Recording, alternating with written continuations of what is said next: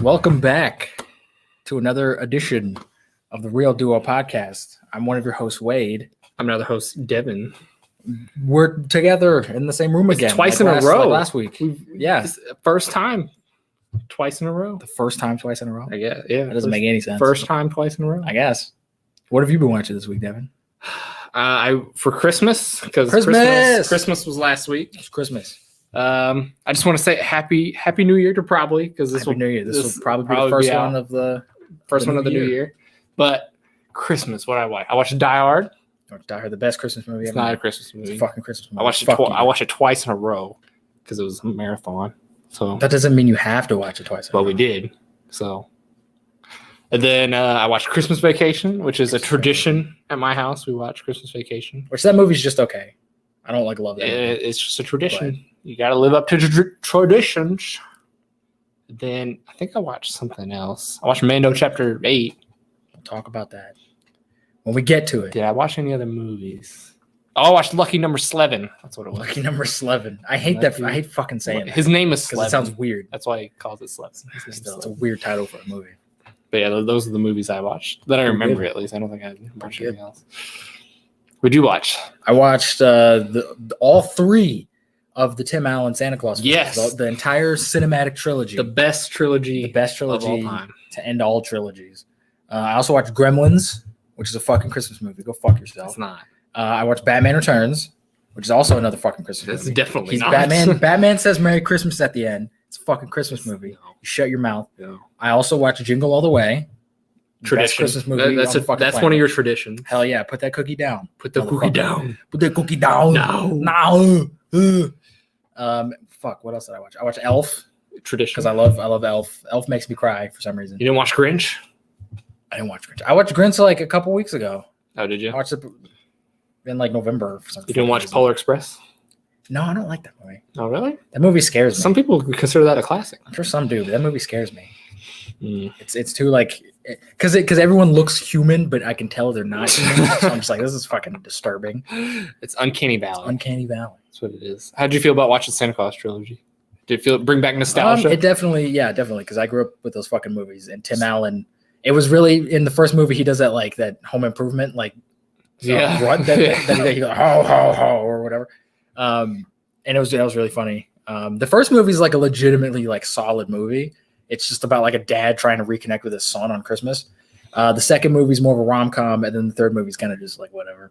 But they're fun. Those movies are so old now. I remember seeing the first one. I think was in like '97. No, I think I saw the third one in theaters. Yeah, we took a school field trip. Did we? To go see the third one. Yes. I don't remember that. I fucking remember. But I remember seeing it in theaters, but I don't remember going during school. Remember that? Hell yeah. Our school was so lame. It was. They just played like let's watch Santa Claus 3. Yeah. The one time we went to a field trip to the movies and we're seeing fucking Santa Claus 3. They would play like Charlie Brown Christmas all the time. At the theater? No, at school. Like they roll out the portable TVs and they play Charlie Brown Christmas. Watched it because fuck Charlie Brown. That's what they did. Fuck Charlie Brown and his bald head. His football head. His football head. We getting into Mandalorian? Let's get straight in to the Mandalorian review, the season finale. Cue the music. Cue the thing. It's probably already gone. How did you feel about the season finale? I really liked it. I thought it was one of the best episodes to date. I would agree. I think there's a lot of like weird stuff. Did you see the episode, your prediction was wrong? It wasn't a half hour. It was almost 50 minutes. It was like 49 minutes, I think. Your prediction was wrong. But most of that is like previously on. But no, there's only like most of that because those are usually like a couple minutes. It was only like 3 minutes. I timed it. Fuck. I enjoyed it. I enjoyed all the action and like the goofiness that was going on. There was a lot of weird stuff. There was a lot of exposition that was just like, here's a sentence. I just know everyone. Here's just everything that like all the complaints we have. Like they give away some of the characters' names and stuff. It's just like everything is just it's like they watched our podcast and was like, oh, we don't know who the fuck anybody is. So it's just say it all in a sentence. They're like, oh, we got to fix it real quick. Yeah, throw it all in at the end. Which I feel like because these were shot all at once. I assume. And Well, like around, they were not all at once. Well, yeah, but they all filmed him probably like last year. So it kind of seemed like they knew that people would be asking these questions. Maybe, which is not good. They still didn't give Baby Yoda a name, so they still did. I was waiting on that. I thought they were, but they never did. And there were some cool moments. There were moments where I thought I was like, "Oh shit, Boba Fett's gonna show up," and he didn't. It was the opportunity. I'm glad he didn't. I think that would have been. I wouldn't have liked that. I probably wouldn't have liked it, but I would have been like, "Oh, that's fucking cool," because Boba Fett should be alive in this universe. I mean, he would be in the past, not currently. He's dead. He crawls out of the Sarlacc. That's not canon yet. Make it canon. There's a comic that's not canon anymore where that fucking make it canon. But once Disney bought Lucasfilm, they made it not canon. What are they gonna do with that Boba Fett movie that they're talking about making? I don't know. That's probably him crawling out of the Sarlacc pit. So, 2 hours. But until then, it's not canon. Should have been Boba Fett. They could have done it in the past stuff, the flashback. They could have, because I'm sure that took place during the Clone Wars. Yeah, that took place during the Clone Wars. It could have been Boba Fett. It'd been like teenage Boba Fett, but he's a little kid when the Clone Wars start. Remember, make it teenage. He lifts his daddy's head off the ground. Yeah, that awkward moment where he's just got his dad's decapitated fucking head. Apparently, that's just the helmet. I've heard it's not. Where's his head? Apparently, if you watch, there's a shadow. Oh, okay. And the shadow shows his head falling out of the helmet. Okay, sure. Is that another little special edition tweak George Lucas could have added? I don't know. Because no, that's not true.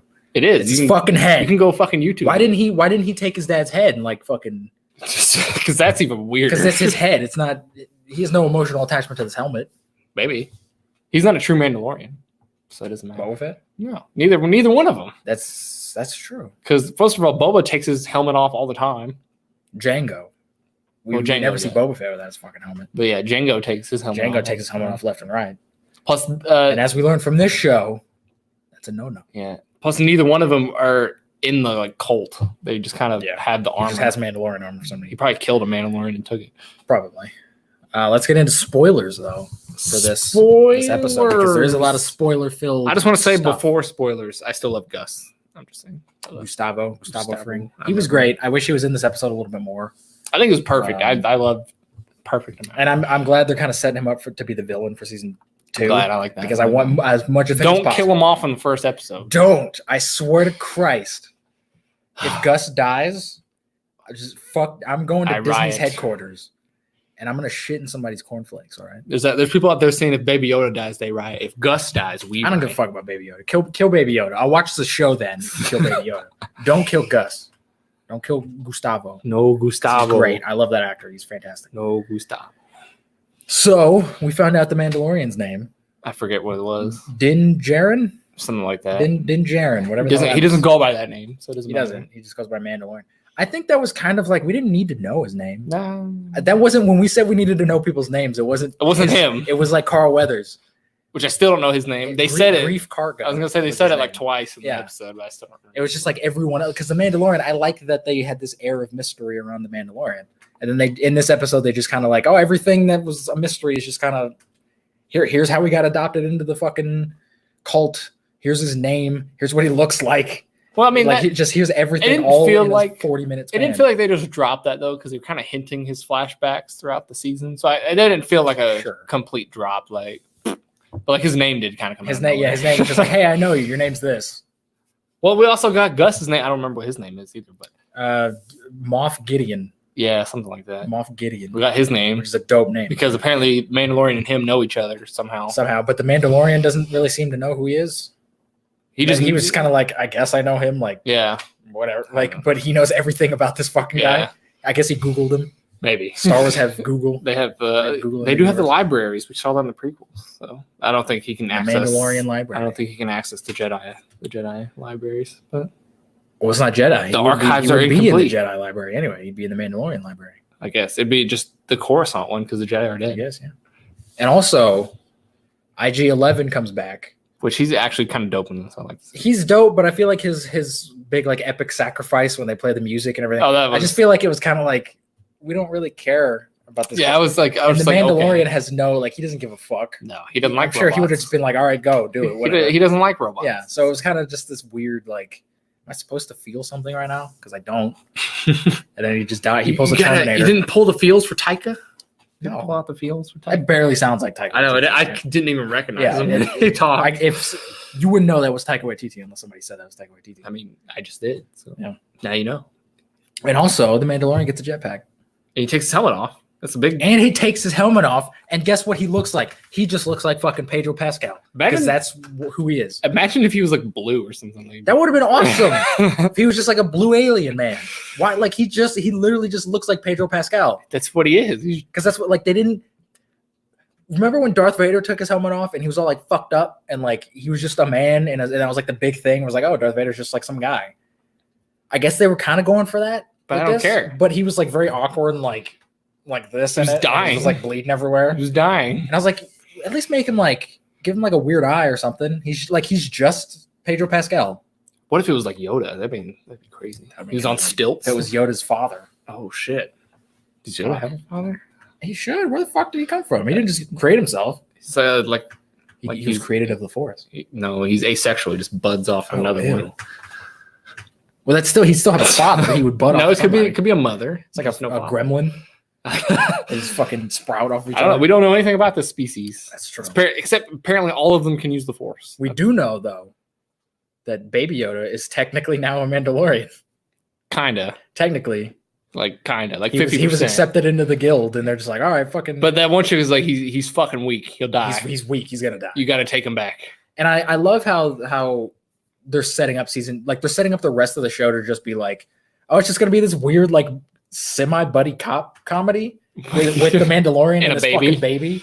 That's kind of cool. That's kind of a cool premise, and that's kind of a cool I'm just idea. worried this whole next season is gonna be the middle of this season, where he's just jumping around looking for. I'd be okay with that if that was the start, because the problem I had with those 3 episodes was the fact that the first 3 episodes set up a story, and then we just kind of abandoned the story for 3 episodes. If they established in the first episode of season 2 that they're just going on random adventures, that's fine. But it has to be that consistently for season 2. It can't like have a story and then jump out of the story and just do random shit. It needs to have a consistent vision. Weirdest episode for me in this season was the prisoner episode. It had like nothing to do with anything. Is it with like the crew and everything? Yeah, that was kind of weird. At least the other episodes where they introduced that girl. At least you could say that. But the prisoner episode had nothing to do with anything. And I feel like because I went back after episode 8 and I just watched like 5 episodes. And it completely works as just like a 5-episode little like mini story, and I don't understand why they couldn't. You think they just filled because they didn't have enough? I think they did. Because it could have just been. You ever seen the BBC Sherlock show with Benedict Cumberbatch? Nope. That show is, I think it's like 2 to 3 episodes a season, and each episode is an hour and a half. And I'm like, why couldn't they just do that with this? It doesn't need to be 8 episodes because clearly they didn't have a story for 8 episodes. Just make it like 4 episodes, and make each episode like an hour. I don't know. And fill the gaps, and also make sure your story has like a conclusion. Because like this whole season kind of feels kind of pointless because it's just like, oh, he loses the Baby Yoda and then he gets it back and that's it. He gets a mission. That's kind of it. He kind of gets a mission though at the end. A little bit. He gets they name drop Jedi in this. They do. Which I was a little surprised by that. Which, can we like move away from the fucking Jedi? Just make this like, I appreciate how small this like story is. It's totally inconsequential to the movies. You can just watch it, whatever. Stop fucking referencing the Jedi. Just have it. Here's this thing.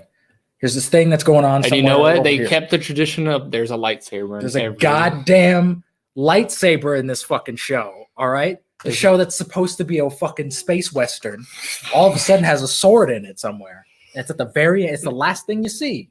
The very last thing. The very last shot of the fucking show is a lightsaber, and it kind of looks like a sword, like an actual sword. See, Wade doesn't know this lightsaber as much as some other Star Wars fans. Because it's in fucking Rebels. Because it was introduced in the Clone Wars, and then I don't know if it is in Rebels, and probably is, I would guess, but I think it's in Rebels. But I can't tell you exactly what it does because I can't remember exactly what it does. But I think does it like speak? No, like what it was made for. Oh, like made to cut shit. Well, yes. What a sword's made for. But I think the Mandalorians made it to be able to fight against the Jedi because they were like enemies. Like they said in the show. That's kind of cool. They said it in the show that the Mandalorians and the Jedi don't really like each other. Yeah, that's kind of a cool like premise, but at the same time, there's only one. I don't need a there's only one dark saber. So like wherever you see that dark saber, that's the only one. So Gus has the only one. He has the only one.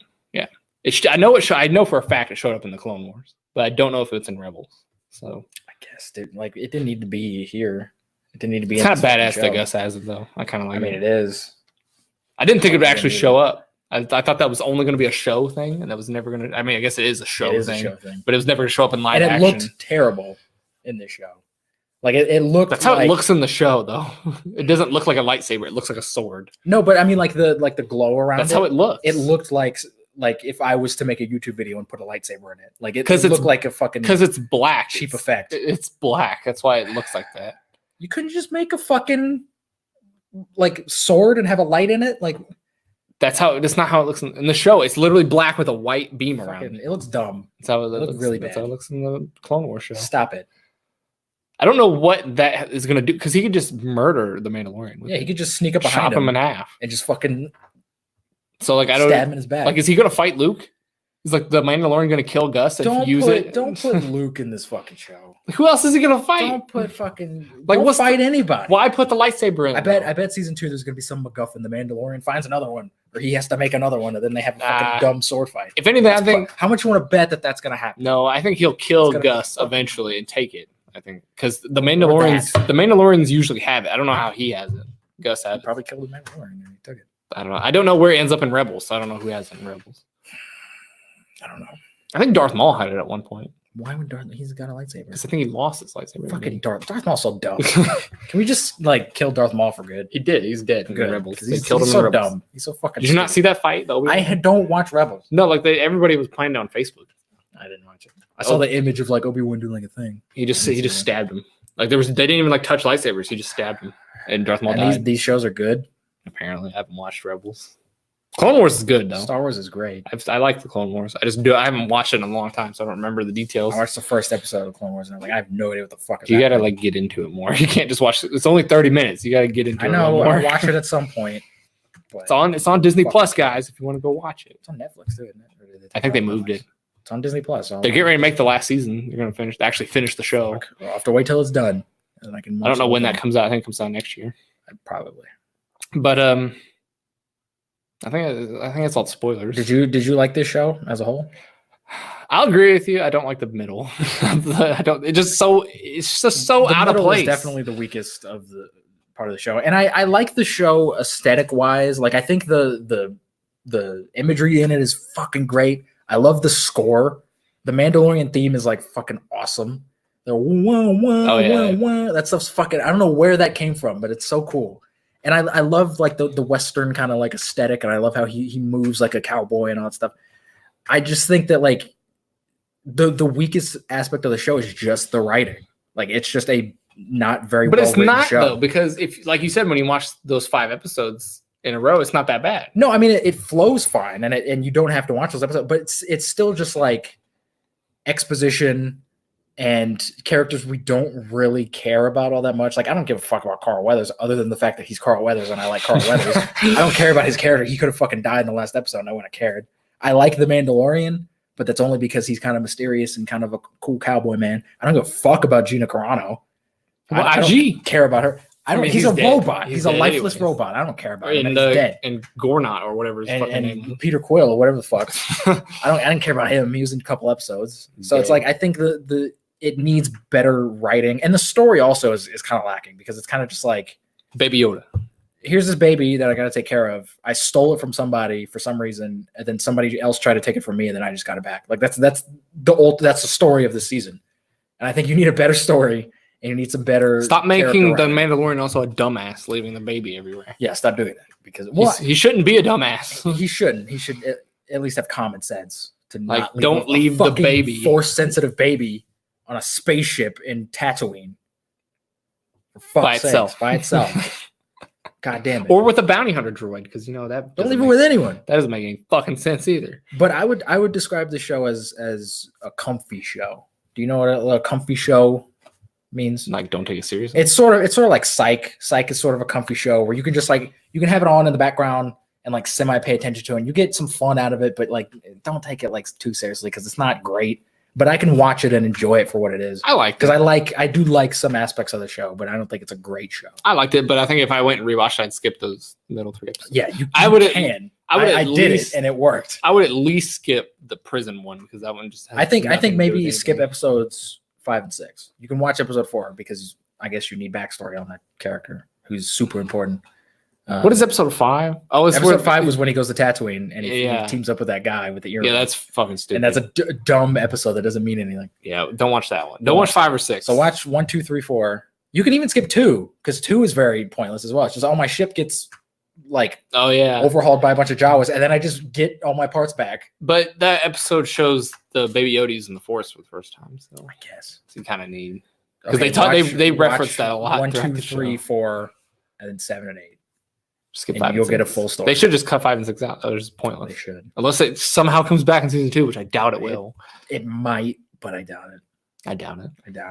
And then I have one piece of news about the Mandalorian. They did. Shit. We'll get into that when we get into the news. I'm saying it now because it has to do with the show.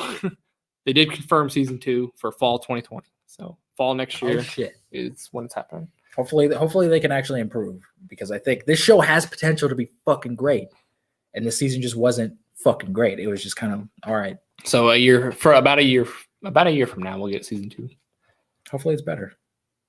I'm excited, and hopefully put Pedro Pascal in that fucking suit. Because did you see that article that came out where it's apparently he's barely in that fucking suit? Does he just voice? He just does the voice for most of it. Put his ass in that fucking suit. Let him do it before I do it. Let him do it. What an asshole! Get in the fuck. You're in Star Wars. But he gets paid though. Suit. He gets his money. I'm sure he gets. Yeah, he probably gets paid millions of dollars to just sit in front of a microphone and just. I'm the Mandalorian. I'm a badass. Put your ass in the fucking suit, okay? You're a fucking actor. Act.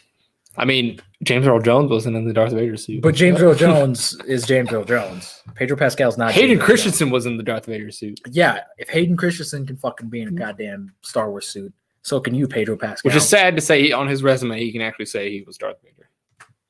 Even though he doesn't act anymore, he can still say that. I was Darth Vader. I was Darth Vader. I wore the suit in the movie. I was James Earl Jones. You can't say it. No, I don't think he can say that. He technically was. I mean, I guess. He was the body. He said no. He did the voice, but... That's all he said was no. No, he said... Where's Padme? Yeah, he said, where's Padme? She's fucking dead. She's dead. You killed her. Let's get into the news. I'm done talking about Star Wars. News. Fucking news. What you got for me, Wade? Give me something. First bit of news. Universal removes cats from Oscar consideration. Oh. Taken back. I can't believe it. Yeah, I think everyone kind of saw it. I didn't even know it was being considered for Oscar consideration. It shouldn't have. Because I haven't seen it, so I can't have an opinion on it. But I've heard that it's fucking really bad. There's no plot, and it's not a movie. I saw there was a new TV spot trailer for Cats, and I was like, this is how you know this movie's bad. There's it was some people like cats, and then there's people that are wrong. I'm like, no, nobody likes cats. No, nobody likes cats. Are fucking evil, all right? Don't make an entire movie about humanoid cats. And it's creepy. I've heard everybody who went and saw it was it was fucking creepy. Yeah, we knew that from the trailer. I don't understand why everyone thought it was going to be better. It's even more disturbing, apparently. I'm sure it is. On a big screen. Well, there's other scenes that are I've seen a leaked scene of it, and it's just little random midget people running around, and their cats are oh my goodness. Oh. It's this movie, this is somebody's fetish that they made into a movie. For sure. Yeah. That's what they did. Definitely. That's what they fucking did. This is Quentin Tarantino made it. You call it feet.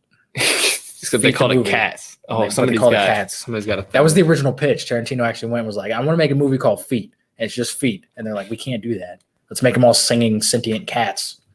Call it Cats. Do you think Tarantino secretly directed this movie? Is that what you're saying? I wouldn't doubt it. He's a weirdo. He put somebody else's name on it. Somebody else. I didn't make this. Gustavo Gordon. Gustavo. I don't know who directed it.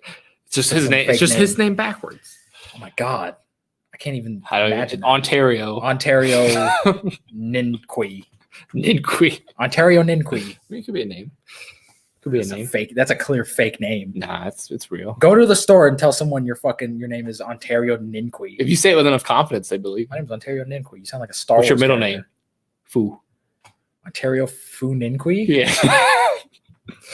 F-U. That's what it is. F-U. Okay. Fu. Ontario fuck you Ninqui. It's hyphenated. Yeah, it's hyphenated. Jesus. But yeah, that's the news. And that's all your news? That's not all. That's my news on cats. I got a new Jackass movie is apparently coming out. I have that as well. 2021. Does anybody care about Jackass? Do you care about Jackass? I've seen something of them. I think I've seen all three. I've seen the one where they make the dude get his ass bit by a turtle. Yeah. Oh yeah, I think that's the first one. I think this is like the only one I've seen. That's the only thing I remember. I mean, I don't think like YouTube exists. These should just be like little YouTube shorts. Why do we have to see a whole movie about this? Because they gotta make money. You make money on YouTube. You gotta make more money. Fuck you, Johnny Knoxville. Plus, there's funnier stuff on YouTube anyway. There is. So just don't make it. That's a sign. Because like you could tell sometimes they're trying too hard to like be funny. Yeah, definitely. It's like stop it. Like, and it was funny, like because I watched the first. What would this be like the fourth or the fifth? This would be 4. And I watched them when I was young, and as a young kid, you think like people falling over and drinking horse semen and shit is funny. But like I'm an adult now, I don't think that shit's funny. People falling over isn't funny because I feel for them. Like man, that probably hurt. Yeah, I feel that pain. Remember in the first Jackass when someone went into a store and they took a shit in one of those fake toilets? That's funny. Did they really? Yeah. See, it's been so long. That's fucking hilarious. I will always remember that. It's been so long. It was so dumb. What else you got?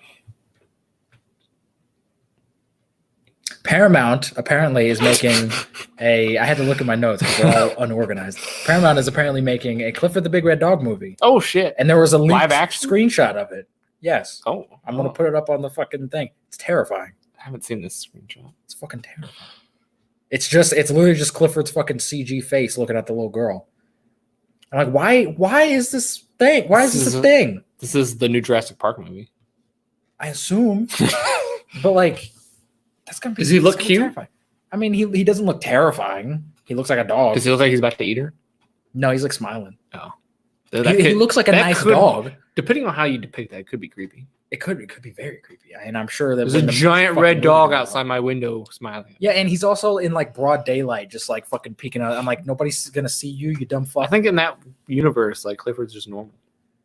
He's not though, because if you watch the cartoons and read the 4-page books, he's the only dog that's that big. Well, yeah, because he grew with love or whatever it was. Yeah, whatever bullshit. And then they made that prequel show where he's a little puppy, and it kind of defeated the entire purpose. Puppy Clifford. Yeah, because he was small, so it's like that kind of defeats the whole Clifford, the little red dog, being a big red fucking dog. You dumb fucking kid show. Do we need this movie? No. No, of course not. Do kids need this movie? No. No. Is Clifford still relevant? It's like making a Berenstain Bears movie. Like, why? People our age wouldn't even care about that. I don't care about Clifford. Live action Berenstain Bears movie? No, that's terrifying. There is. It's called Yogi Bear. Holy shit. I haven't thought about Yogi Bear hey, boo-boo. at all in my entire life until just now. Hey, boo-boo. You've thought about it before. I haven't. I totally forgot about that movie. Hey, boo-boo. I've never watched Yogi Bear, and I've never fucking seen that movie. I've seen something. Because I don't give a fuck about Yogi probably Bear. Was not any good. What do you have next? This is for you. So Power Rangers reboot, we know, is in the works. It's being made by the creator of End of the Fucking World. I don't know.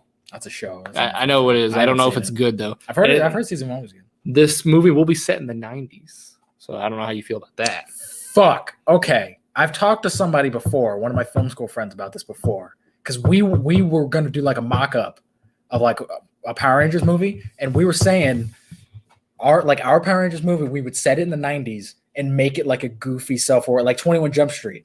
We would make it like a self-aware, like do you think this will be self-aware? We know that the movie's goofy and dumb. If they're gonna, because the last movie was trying to be like kind of serious and kind of like a different take on Power Rangers.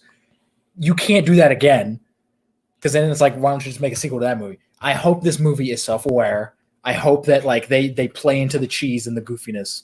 I fucking hope so. But that would be amazing. I don't know if this is. Get Phil Lord and Chris Miller, the 21 Jump Street guys. Yeah. Get them. They will make the best fucking Power Rangers movie ever. But I don't know if this is gonna, because you know how they're starting that universe. Is this gonna be the first movie? I don't care. Just make a cheesy, dumb Power Rangers movie. Because whatever this is, the rest of the films have to follow. So it's kind of how universes work now. Fuck. I mean, it could be. So that means you'd have to make a cheesy Transformers movie and a cheesy G.I. Joe movie. G.I. Joe is inherently cheesy. Transformers is inherently cheesy. Just make a cheesy, self-aware universe. When they transform, they better use the classic wow.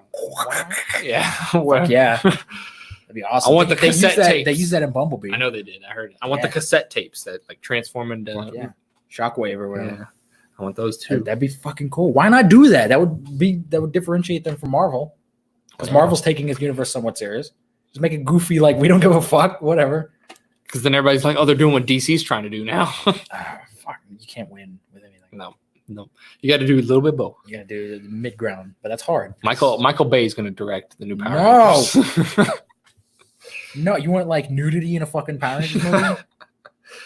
I haven't seen it in the fucking wars, so I don't know how good I haven't either. I've heard season 1 was good. I don't watch TV, so I don't fucking know. I don't know how good it is, but I mean, I've heard it's good, so I mean, I guess it's got a good track record. I guess so. Hopefully, this movie isn't. I don't know when this movie's being made either, but I don't know. I like how they just completely discarded. Also, don't plan for like 5 movies like they did with the last one. Is that what they did? They literally were like, "Hey, this is going to be the first of 5 movies." And then look what happened. A year after that movie came out, they're like, "Nah, we're not doing that anymore." Canceled it. Don't do that. You were pissed. And bring back Krispy Kreme because that was the best character in the first. We were doing the podcast at that point, so yeah, you found out through the podcast that was canceled. I was really. I remember you ranted for like an hour. I did because that movie's good for a Power Rangers movie. That movie. I haven't seen it, so I can't. It's a solid Power Rangers movie. I can't tell you. It's not like a great film, but it's a solid. It's one of the best Power Rangers like anything ever. Power Rangers is great. All right, fuck you. I didn't grow up. Don't talk shit about Power Rangers. It's not my thing. But Power Rangers was awesome. It's not my thing. It's your thing. The shows kind of suck though. Yeah. What else you got? I'm gonna butcher this name. I don't know this guy's name. Jesus. He was Black Man in Aquaman. I know Yahya Abdul Mateen. I probably offended a lot of people. We'll just call him Yahya. Is reportedly playing a young Morpheus in Matrix 4. Lawrence Fishburne's in that movie. Why is he playing a younger version of him? Couldn't he though? Because they're in a computer, right? Yeah. Couldn't he just like make himself younger? He could just snap his why not fingers. just de-age I'm young now. Why not just de-age? They don't want to spend money on it. I don't know.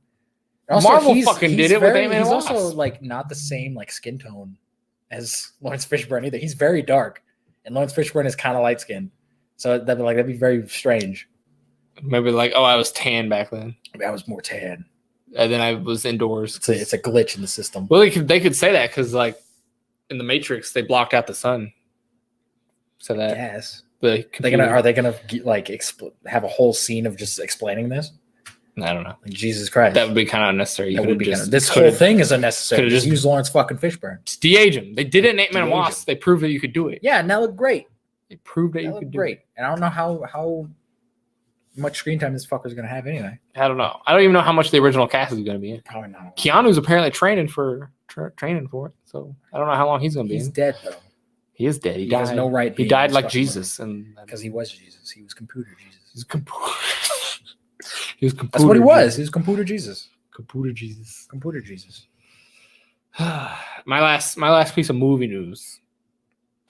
James Cameron says that a re-release of Avatar is a certainty to put it back on top of the high school. What? Stop this. Can we stop with like? Because I know in game everyone was like, oh, they re-release in game so it could get that at the top. Why does it matter what movies at the Avatar sucks? Either way, I don't care how much money it makes. James Cameron, the movie sucks. I'm sure when they make Avatar 2, they'll release it with a double feature. I hope Avatar 2 bombs, and James Cameron gets a fucking taste of his own medicine and just cans all of his other 5 Avatar movies. Avatar sucks. They've already finished 2 and 3. I know they're shooting like all of them.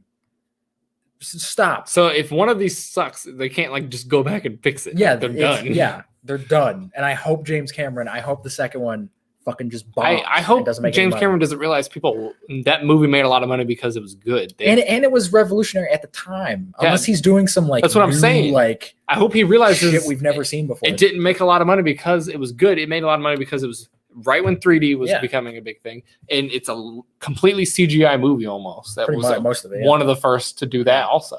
So it had the legs that carried it because nobody had seen something like that before, and everybody wanted to go see it. So unless this movie's gonna be like beamed into your fucking brain, like if it's just another movie about blue cats, nobody cares. Everybody I've talked to is like, yeah, it's an okay movie at best. I don't like it. It's just Pocahontas again, just with blue cats, space cats. It like visually it looks great, but I don't even think Disney would allow it anyways. I don't think they want Avatar on the top. I don't think they do either. I don't see why it matters because even if it does get in the it's still a fucking Disney movie and they're still making the money. I would, if I were Disney, I would be like, I want my MCU movie at the top so I can promote that because that makes way more money than Avatar does. Yeah, that's fair. But either way, the money's going to them. So like, why do they give a fuck what's in the top? I guess it's their movie now. So like, fuck it. I guess they don't, but I mean, like, is dumb.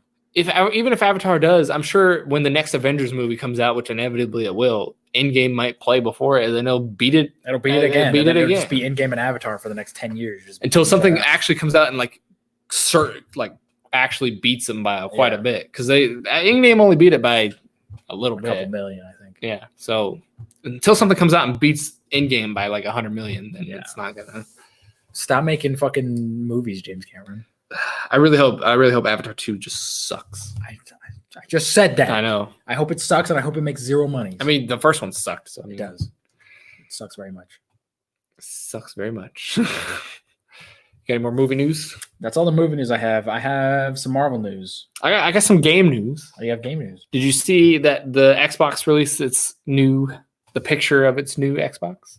No. It looks like trash. Is this official? Yes. It looks like that right there. That computer desktop. Holy shit! It's super thick. It's like, is it that big? It's like this. So tall. it's like the Xbox One again when it came out, and it looks like a fucking VCR. It looks like a block. Like that's what it looks like. It's like this tall. And it's like this skinny, and it's literally just like a rectangle. Jesus Christ! I'm like, that thing's gonna look like it's about to blow up.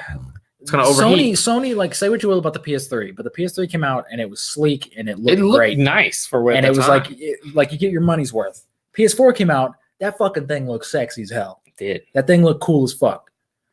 What the hell's wrong with Xbox? All their consoles have looked just ugly. The Xbox One X looks like a VCR. Yeah, all of them do. Xbox One, Xbox One S, the fucking Xbox One X, which is confusing. Stop doing that. They all just look like fucking VCRs. This one's called the Xbox Series X. That's what it's called. What? Yeah, that's what the new one's called. Okay.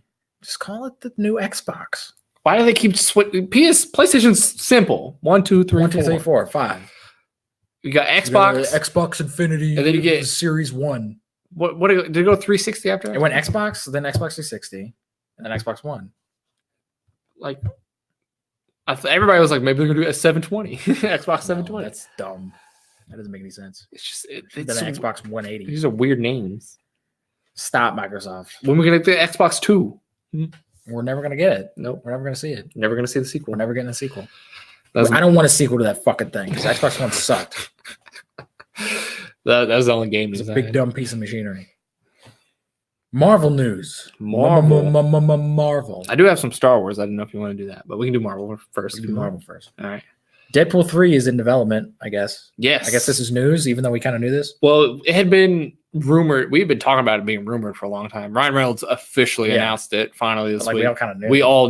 Me and you knew. Yeah. If you watch our podcast, you knew. We were all like, all the news sites are talking about this, and I was like, because it was officially confirmed. I was like, we knew it had been rumored for a long time. But like, even if it was still rumored like today, it's still like it's coming out. Like they're not going to not make a Deadpool 3. Like it's coming. And Ryan Reynolds did it so nonchalant. He's like, yeah, we're working on it. He just tweeted it. He's like, yeah, fuck it. We're working on it. He tweeted a picture and he's just like, oh, the movie's done. Well, he didn't say the movie's done. That would have been fun. They're working on it. And that would have been great. He did say it's through Marvel Studios, so it will be through them. It's not through Fox. It's through Marvel Studios. Hopefully it's rated R. We'll see. We'll see when more stuff comes out. PG-13 Deadpool movie. When more stuff comes out. I got this is news for you because I know you're I don't know if you're excited about this. You might be. I think I know what you're about to say. But in January, I know exactly what you're about to say. I don't. Do you? I do because I have this news. We are getting the second New Mutants trailer. Yep. In January. A new Mutants trailer. Fucking A. It probably will disregard everything from the first trailer. Probably. I think this movie was completely reshot like Dark Phoenix was. I'm excited for this movie. The last of the X-Men Fox films. Is this technically still a Fox movie? I would say so. Are they trying to like mold it into? They may have rewritten it to try it, but it will be released under Fox. Okay, so it won't be released under. I'm excited to see it because I think having like a haunted house like X-Men movie, that's kind of like a. Cool I don't know if that's what it's going to be though. They might have just completely fucked it, and it's just like this weird action adventure thing now. It's just like I guarantee if this second trailer gets hate, they may just can it. Just can it. To be honest, or put it on Hulu. Dump it onto a streaming site. Dump it on Disney Plus. Who gives a shit? Nobody's flocking to these X-Men movies anyway. Dark Phoenix didn't do very well. It didn't. So like nobody really cares anymore. But I care, and I would be interested in seeing it. But I'm excited to see the new trailer. I'll watch the new trailer because I want to see if it's like any different. Is it good? Is it good? But I like the actress in it, Anya Taylor-Joy. I think she's great. They canned her. She's going. They better not, because she's the best actor in that fucking movie. What else? What else you got? Tom Holland may appear in Venom 2. I have that too. He's in talks for Venom 2. He probably will. But did you get this? Tom Holland accidentally said he hated the first Venom movie. How do you accidentally say that? Like he was talking to somebody and somebody like recorded his voice. I'm sure he did. But here's newsflash for people. Venom isn't a good movie. It's not. He didn't like it. So who gives a shit? I think that may hurt his chances of actually being in Venom 2. I think they'll put his ass in Venom. They'll be like, whether he likes it or not. We don't care if you want to be in it or not. Yeah, because they know that'll make a lot of money.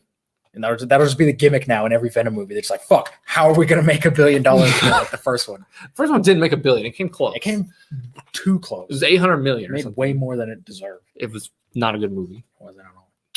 This ties in. This piggybacks off this. But there was a new leak from Venom 2. Apparently, Toxin might be showing up in this movie. Why? I don't know. You set up Carnage in the first one. Don't do Carnage and Toxin in the same movie. Toxin's like a good guy, isn't he? He's also Carnage's like offspring. Yeah.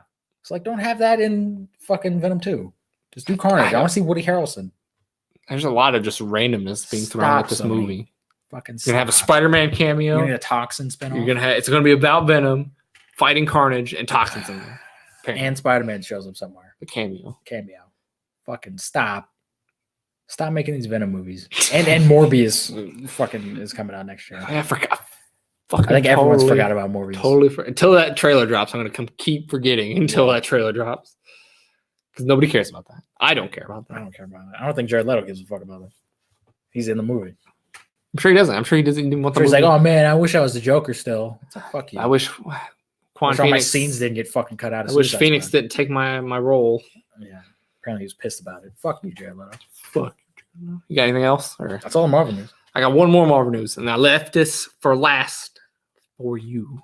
Oh shit. Kevin Smith confirms Howard the Duck show is still moving forward. Yeah, boy. On Hulu. Fucking A. I love Kevin Smith and I love Howard the Duck. This show's gonna be awesome. I thought it got canned, but Kevin Smith came out and was like, he was like, it's still happening, fellas. Fuck yeah. I hope this is like a raunchy R-rated show. Because that's how Howard the Duck should be. Probably will be. It's on Hulu. Because he smokes a lot and there's like nudity in his comics and stuff. Like fucking go full on with it. I want a proper Howard the Duck television show. It's on Hulu, so it probably will be. Fuck yeah. If it was on Disney Plus, I would say no, but don't put it on Disney Plus. Don't even put the original, because there's some weird shit in that movie. And that movie's PG, and there's I don't know how there's duck tits in that movie, and the lead actress almost like fucks Howard the Duck. What? Like that movie doesn't belong anywhere near Disney Plus, but they'll probably put it on there at some point. That scares me. Yeah, I mean they're putting the Fox. They're starting to put the Fox films on there. Yeah. In Europe, the Disney Plus in Europe, they have some of the Fox films on there. Don't put Howard the Duck in there. Howard the Duck, I think, is Universal. Is it? Yeah, produced by George Lucas. Mm-hmm. Which explains a lot of that movie. Okay. Freaking George Lucas. What do you want to do next? DC or Star Wars? I actually kind of have some Star Wars news. I have one bit of Star Wars news. All right, what you got? Zachary Levi wants to play Dash Rendar in a Star Wars movie. Oh, yes. I saw this on Snapchat this morning. I don't even know who that fucking is. So that I think is what's going to keep this movie from being made. Is the fact that 99.9% of people have no idea. Did you know who this was? Yeah, he's one of the characters in the Legends books. Oh, he was like a bounty hunter. He was kind of like Han Solo. He was kind of like a knockoff Han Solo, but he's in that universe or whatever. I love Zachary Levi, and I'll fucking watch anything. It'd be awesome if Disney was like, yeah, we'll do it. That'd be great. That'd be awesome. Zachary Levi is a charming motherfucker, and he could carry an entire movie himself. He's proven it with Shazam. And I keep forgetting that Zachary Levi was the villain in Psych the movie. And I love that. And just thinking about that, I love it. I mean, you think about it. If he does end up in that, he'll be in the three big franchises. Marvel, DC, and Star Wars. Fuck yeah, dude. Has anybody done that? Has anybody done all three? No, not yet. I don't think so. J.K. Simmons is close. He's been in two. He hasn't been in Star Wars. You can't have bald people in Star Wars. Apparently. No baldies. No baldies. So it's just, I guess Zachary Levi's close to. He's been a Marvel and DC. Yeah. No, it's Star Wars, man. Everybody's got. You got to. It's hard to get into Star Wars. It is. It really is. My Star Wars news. This is just kind of funny. It's not really news, but the guy who plays Palpatine, Ian McDermott. He says George Lucas would never have resurrected Palpatine. I saw this. Yeah, I love how everyone's just like talking shit about Rise of Skywalker. Like the actors are just like, fuck it, whatever. It was a bad idea. It was really stupid and dumb. And I'm sure Ian McDermott kind of was just like, all right, fuck. Like I'm sure they're like, oh, you're paying me? Sure, I'll do it, but I don't agree with it. I don't like it. George Lucas's original plans for episode 7, 8, 9 was to like do a deep dive into like the lore of midichlorians and stuff, which it's like, I don't necessarily think that would have been good, but it would have been different. Would have been worse than the prequels. Would have been at least like something neat. No. It probably wouldn't have been good. It wouldn't have been because he would have had full control. It would have been worse than the prequels. I can guarantee. I don't know if it'd be worse than the prequels. I think they'd probably be like on par. I don't know if they'd be worse. It's kind of hard to top those movies in terms of badness. I mean, Attack of the Clones is the worst Star Wars movie. It's one of the worst movies ever made.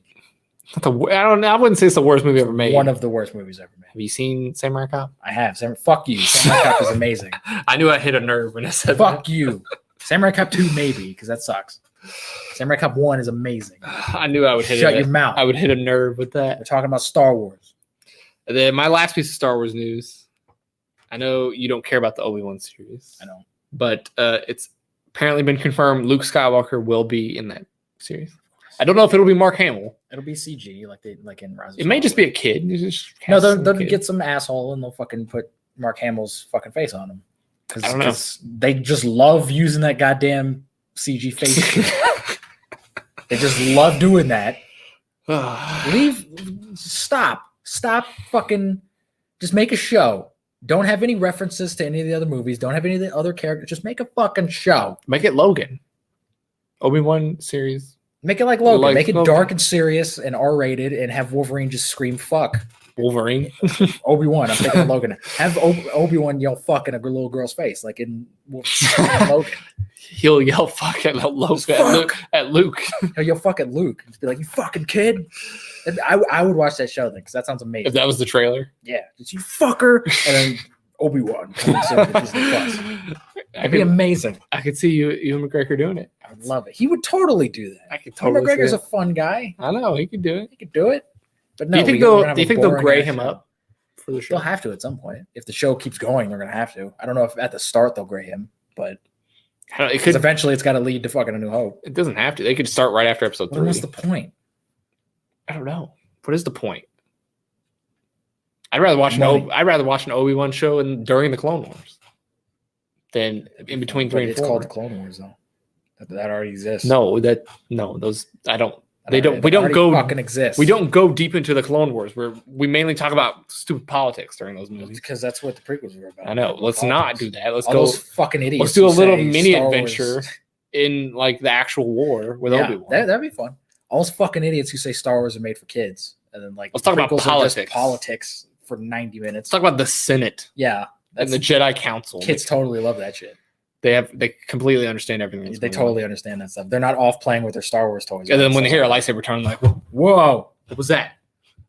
Star Wars is made for children. At least the originals, like, kind of like explain stuff that little kids can understand. I mean, they're simple movies that anybody can follow. Yeah. They're not like fucking weird geopolitical fucking movies. They're not Swiss Army written by someone who doesn't understand politics. They're not Swiss Army Man. They're not Swiss Army Man.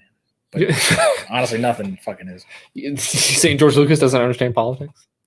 He doesn't understand Star Wars. How the fuck is he? You tell me he made Star understands Wars. Politics? How can he not understand Star Wars? Have you seen the prequels? He doesn't understand Star Wars. It's true. Apparently, he was writing the prequels around the time he was making 6. That's bullshit.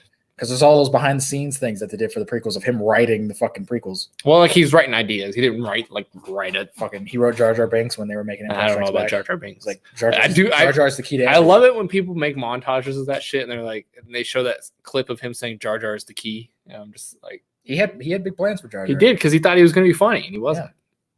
He was not going to be Darth Jar Jar for people who think that. No, I think he still is. I think it's subtly because he kept putting Jar Jar in those movies as like a fuck you to he pulled a Ryan Johnson before Ryan Johnson was even born. It was like fuck you to everybody. He didn't. I think he thought Jar Jar was going to be like a hit character, like C-3PO was in the original. No, he had plans. He made Jar Jar Binks put Emperor Palpatine's fucking old ass on the fucking Senate. You're telling me he ain't a Sith? I don't think so. I think Jar Jar's how the fuck did he even get in the Senate if he's an idiot? Because Padme gave him control. He used this fucking thing. Padme gave him control because she left. Padme's a fucking idiot then. They're all idiots. Everybody's an idiot. Except for Ewan McGregor. Except for Ewan McGregor. He's a little bit of an idiot. Yoda.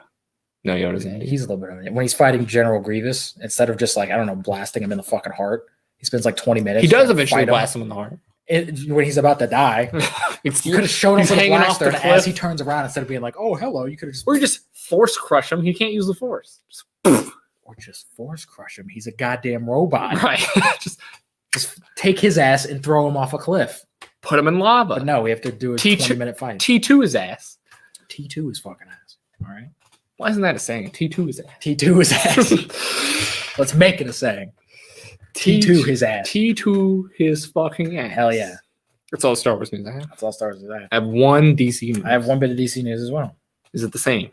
Does it have to do with Zack Snyder? Yes. That's all DC news is from here on out. All right, you can say it. Let's see what you got. He releases more photos. That's not what I had, so I had something else. Oh, shit. What's yours? This is actually a little more interesting than stupid. The photos were really good. I haven't seen these photos. They were fucking fantastic photos. I mean, it's not really interesting, but it kind of is. Zack Snyder will be an executive producer for the Batman. That's strange.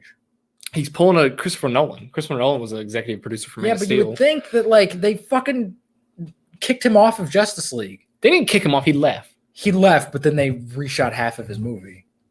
But he still left on his own. He supposedly. I don't think he'll have any say in the Batman. I think he'll just be a producer. No, but like, why would they want his name attached to this if everyone hated him? Because they want money. They're like, we don't want to pay for it.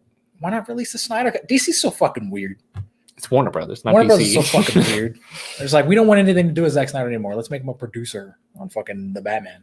He's not the director though. He's a producer. Doesn't matter. His name is still on the movie. You'll see his name when it'll be in tiny print. Whenever the credits are for the Batman, his name will fucking be there, and I'm gonna fucking look for it. I'll be like, that's fucking there he is. Zack Snyder. He's the man. He had some involvement with this movie. He paid for it. He probably put some money into it. That's probably all he did. Or he's like in the background, just like, hey. What if he ruins the Batman? What if like it comes out like he's like changing all this shit about it? I don't think he would do that. I think he's very depressed at what happened with Justice League. I don't think he wants anything to do with WB anymore. But then why is he a producer for the Batman? He doesn't want I don't know. Maybe Matt Reeves likes him. Maybe Matt Reeves is a secret Batman vs Superman. But like I said, Christopher Nolan was a producer for Man of Steel, so it doesn't really matter. That's true. He also produced Batman vs Superman, which is fucking hilarious. Did he? He did. I thought he only did Man of Steel. No, he produced Batman, which is fucking hilarious. I'm sure that's why he ducked out afterwards. Probably, yeah. He's like, yeah, I'm not doing that. That's again. so fucking funny. His name is attached to that fucking movie. I never know. So I never knew that. I love Batman vs Superman, but that makes me laugh. I'm just thinking about that because I'm like, there's no way he would have fucking signed off. You made the Dark Knight trilogy. Yeah, one of the greatest trilogies of all time. And then you also paid for that. Yeah, which is nothing like your trilogy whatsoever. So fucking hilarious. That's all the news. That's all the news. Are you doing a top 10? I think today, since it's the end of the year, we're gonna do a top 10. You don't have your top 5. I know. I don't have any. But if I mention some of these movies, you might say some stuff. And I'm sure like we'll talk about some movies that you liked and whatever. I've seen probably some of your movies at least. Probably. I've only seen, I think, 44 movies this year? 44 movies. Well, that last year I saw like 55, I think. That's still, if they're all 2 hours, that's at least 88 hours of movies. It is. You've watched. It's way too much time. New movies that you've watched. Yeah. I spend way too much time watching movies. But that's what this podcast is all about. Yeah. So you do it for the podcast.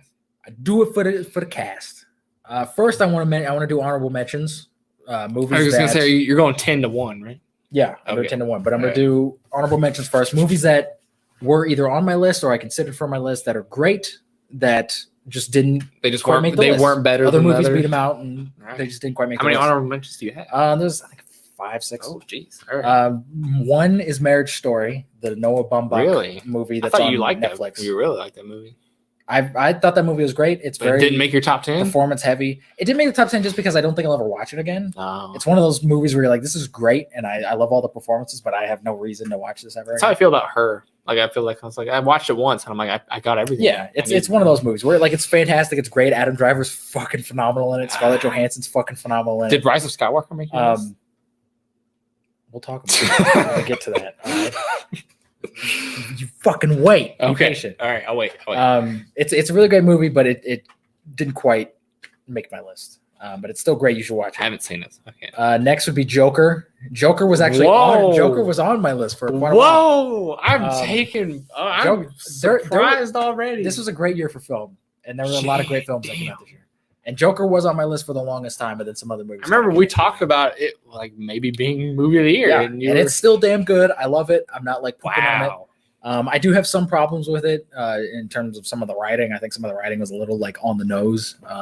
But I love Joker. I think it's a great movie. I'm gonna fucking get it in a couple weeks when it comes out on Blu-ray, and I'm gonna watch the fuck out of it. I think Joaquin Phoenix deserves all the awards he's gonna get for it. I still think he's winning. He's fantastic, but I just think it's still, if I was to do an 11, it would be 11. Somewhere. It would be in there somewhere if I was doing 11, but I'm doing top 10 because I'm not fucking cheating. All right. Next would be The Art of Self-Defense. This was a Jesse Eisenberg, is this an indie film? Yeah, this is very indie. It's almost like perfect casting for Jesse Eisenberg because he's playing like a weird sociopath. That's what he is. That's what he is. He's a fucking weirdo. But this is so funny. It was so like dry and just like matter of fact. This is the beginning of the year, but it was. I didn't hear you talk about this. I think so. We didn't talk about it on the podcast, but I think it came out relatively early. But it's so funny, and Jesse Eisenberg. This is like the most perfect role I've ever seen Jesse Eisenberg in. He's great in it. I mean, it sounds like it. It was such a funny movie, and I loved it. Next, we have Shazam. I considered several times putting Shazam on my list. I don't think Shazam I fucking love would Shazam, make my list, but it did make the list. Shazam kind of reminds me of like when we were kids and we watched the Sam Raimi Spider-Man movies for the first time, like seeing them in theaters and stuff and being like, fuck, this is awesome. I had that same feeling as an adult with Shazam where I was like, fuck, this is a fucking superhero movie. This is everything that this is why we liked superheroes growing up, and this is what made comics great. I love Shazam. I don't think it was that good to make You're an my asshole. top 10. I'm just saying. fucking I thought it was asshole. good. I just didn't think it was that good. I loved it. I love Shazam. I think Shazam's awesome. Guys, teach their own. Next is Rocket Man. Really? Rocket Man was on my list for the longest I was time. going to say, you really like that movie, Rocket too. Man's fantastic, and I definitely want to rewatch it. I think Rocket Man was beautiful. There was a lot of like cool imagery in it that almost What made the me hell cry. is in your top 10 if these movies are already... Wait and see. Am I even going to know what the movies are in You'll know some of these. And Taron Egerton did a great job. I love the fact that they took the biopic formula and turned it into a musical, and they did something new and fresh with biopics that I hope other biopics do, and they're not just all boring and the same shit. They either copy it to death or they won't do it at all. Probably, yeah. But I really love this movie, but it just wasn't quite there to make my top 10. It was in my top 10 for a while though. And then I'm going to shout out Avengers Endgame. I didn't love Avengers Endgame. I'm glad it's on your list. It's in my honorable mentions because it's kind of it was a cinematic experience that I'm going to like remember for the rest of my life. Like I didn't love it, and there was some decisions in it that I would have changed, but sitting in the theater and seeing like the culmination of the last 11 years of going to the movie theater was pretty fucking fun. And I love the end fight and all that stuff. So I'm going to shout it out and give it a little This is just a quick question. Did you feel the same as when you watched Infinity War, or like better or worse? What do you mean? Like when sitting in the theater watching like this? I mean, I felt a little bit worse watching Endgame than Infinity War because Infinity War did so much that we weren't expecting. And I was like, holy fuck, like this is awesome. Endgame was kind of what we expected for a lot of it. And the fact that it isn't the end, it's just like another Marvel movie, kind of really turned me off from the movie a little bit. I think if it was like, this is it, there's no more, I would have had more of an impact on me. But I still think like it's an end of an era. Like we're not going to see Iron Man, at least not for a while, if they bring him back. Captain America's probably done. That Captain America. Yeah, like this is like the end of an era, and it was great. And the fact that this movie is even somewhat solid is like a miracle. I was gonna say it's probably really hard to pull these two movies off. I couldn't have made. If I tried to make this movie, it'd be dog shit. I think if most people made this movie, it'd be dog shit. Definitely, yeah. So you gotta give props where props are due. Yeah, So. I just didn't love it, and it wouldn't be my list. But I like Avengers. Understandable. Now let's get into the top 10. Top 10. I wouldn't necessarily say these are the best, but these are my favorites. These are my what I think. It's all opinions. So if you disagree with me, go fuck yourself. Don't be emailing Wade. Be an asshole and be like, oh well, this movie had that one weird scene in it, so fuck it. It's my opinion, all right. Number 10 is Paddleton. This is probably a movie that no one has ever fucking heard of. It's a Netflix movie. It stars Ray Romano and Mark Netflix Duplass. Movie. Oh well, yeah. I mean, I was gonna say, I guess the Irish. This is a very depressing, very like it makes you kind of want to die at the end of it. And you liked it? I loved it because the story of it is it's very like dead simple, where it's like these two friends, one of them gets diagnosed with cancer, and he's kind of he decides to get that like medication that kills you instead of just waiting to die. And it's kind of him and his friend kind of just living out like the last days before he takes the medicine. And it's a very emotional drama. And like Ray Romano's trying to be like, I don't want you to do this because like if you're gone, I don't have anything. Like I'm just going to be alone and everything. And apparently most of it was like improv, which is fucking really cool because there's a lot of great performances and a lot of great lines in it. And the ending is really kind of sad, but it makes you kind of feel good. If that, like, it's a weird thing to say. But it was makes sad, like, but it was good. It brings out emotions, and it was a nice little movie, and it was like 90 minutes. Anything that gets emotion out of you does a good job. It's great, because that's the whole point of watching movies. Well, no, I was just going to say you're emotionally dead inside. I am. Number 9, The Irishman. 9? Because I'm not an asshole. This was going to be on my list at some point. It's not perfect. I'm surprised it's 9, though. I thought it'd be higher. It's not perfect. It definitely has problems. But I've seen a lot of people like saying it's shit because there's like a couple weird, like that scene when he beats that guy up. They're like, oh, he looks like a 70-year-old man. Yeah, because he's a fucking 70-year-old man. The whole movie, I'm not going to judge the entire movie off of that. Plus, it's 3 goddamn hours. It's 3.5 hours. And the rest of the movie I thought was fantastic. And I love how it ends. I love the fact that it's 3.5 hours because that's kind of the point. It's supposed to be kind of long and drawn out. So that when you get to the end, you're like, oh, that's it? Like, that's the point. Because you're supposed to feel the same way as Robert De Niro is, where he's kind of just like, well, fuck. Like, all that for nothing? Like, that's kind of the point of the movie. And it's fucking Martin Scorsese. He's at the top of his game. He's making great movies. This is kind of his like send-off to the Plus, you could argue it's a Netflix film. It doesn't have the budget of a... And it's a Netflix movie. I wasn't expecting like fucking Avengers Endgame. I was. Like a big epic, like fucking... That's what I was expecting. Every single movie star ever in this fucking movie. But it was a great movie. It had great performances. The performances were great, and even the CG de-aging I thought was pretty damn good. Like Al Pacino, man. Al Pacino was fan-fucking-tastic. He stole the fucking show. Amazing. I loved it, and if it comes out on Blu-ray, I'll get it on Blu-ray. Fucking Netflix doesn't release shit though, so you know. Hopefully it will, because where's Daredevil season 3? Hopefully Martin Scorsese understands the importance of DVDs and stuff. Because I don't think Martin Scorsese has a say in it. I mean, that's his fucking movie. But it's it's Netflix's movie. He'll just bash Netflix until they put it on. Fucking Netflix sucks. Netflix just like Marvel. It's not cinema. It's not. You made the movie, Scorsese. You made the movie. The mine's cinema. Everything else isn't. Number 8. Dolomite Is My Name. This is Eddie Murphy comeback. I remember you talking about this. This movie. I wouldn't necessarily beat out Irishman for you. It does. It does. I wouldn't necessarily say it's like a great fit, like story wise, and like it's so like. Is it just because it has original and well told? No, it's because it's like it's so fucking hilarious. It's so funny, and if you've ever like tried to make something like a short film or a movie, there's so many scenes in this fucking movie where it's just like I can totally relate to that. Wesley Snipes has one of the funniest moments I've seen in a movie in a long time, where Eddie Murphy. He's in like an action scene, and his hits totally just don't connect with anything. And Wesley Snipes kind of gets up, and he's just kind of staring at him. And then Eddie Murphy's like, "So what do you think? Like, you want to do another take?" And he just goes, "I don't see another reason to do it again." And it's like the funniest fucking thing I've ever. Just his delivery and everything. He's great in the movie. I just loved it. It was so heartfelt, and I loved the Dolomite movies with Rudy Ray Moore.